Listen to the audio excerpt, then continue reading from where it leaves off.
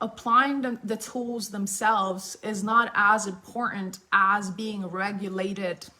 And when you are operating under a lot of stress, the tools can bring about more stress. Let me say that again.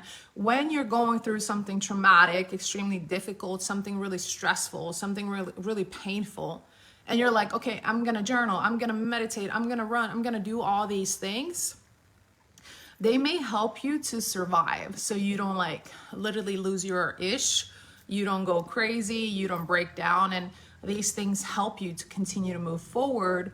But they don't necessarily regulate you, because your body is flared up, like your nervous system is too flared up in order for it to literally make a shift internally when it comes to your nervous system and your emotions.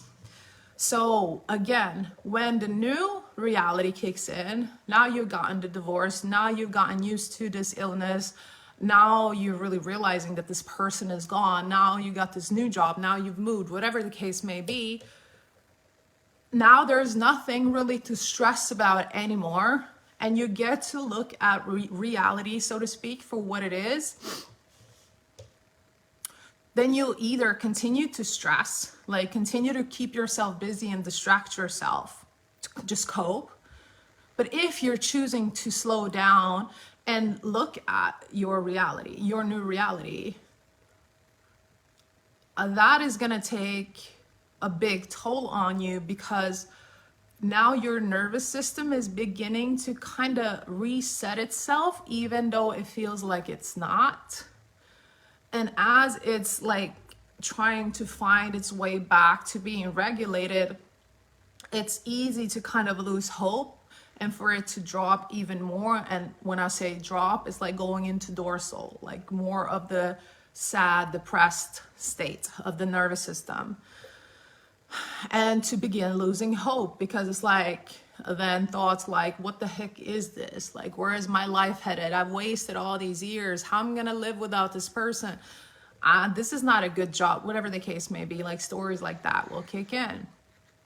But what I want to say with that is that it's normal, because you've been operating under stress for so long. So you haven't really had time to grieve the shift. You haven't had time to grieve the death. You haven't had time to grieve the person, the change, the divorce, the career, the house, whatever the case may be. You haven't really had time to do that, because you've had to take care of things.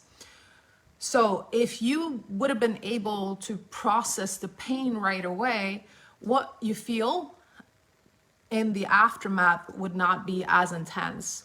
And the best analogy I could give there is like when you were going through something traumatic as a little girl, and when it wasn't safe for you to process those emotions, it wasn't.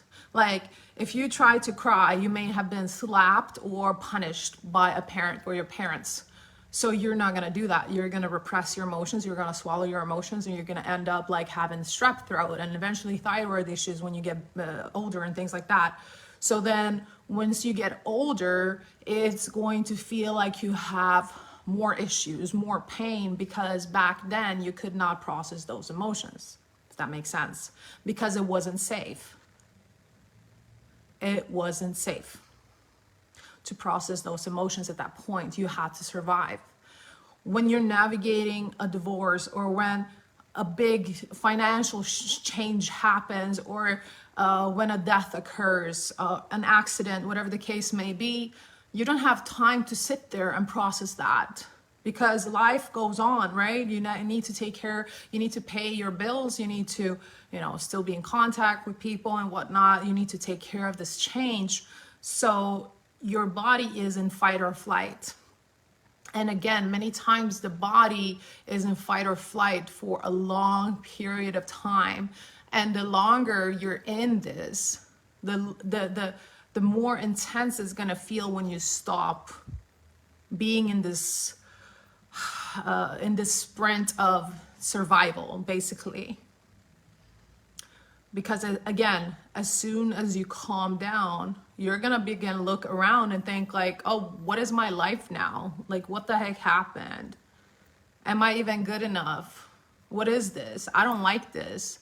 Why did I live my, and then these things are gonna come up because you're finally getting to feel things that happen. So I'm sharing this because I think that we have the misconception of, like, if I meditated, if I worked out, if I ate healthily, if I did what I was supposed to do to heal during the process of a death, which a divorce is as well, physical death, death in terms of like grieving a person in a divorce, let's say losing all your money or having to readjust financially, you know, really have to change your lifestyle, being faced with bad news of any kind.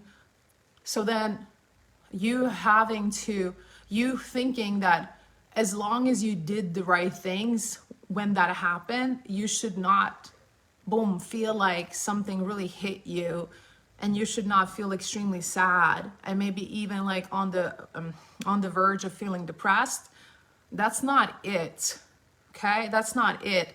Because in order for it to be effective, these tools and these modalities and these strategies, there has to be like a foundation of some sort. And if you're stressed 99% of the time, and then 1% you're like doing all kinds of different tools, it may make you feel worse. So that 1% could possibly instead being spent on thinking about ways to eliminate more stress, so you can have more room to, for example, pay attention to your breathing.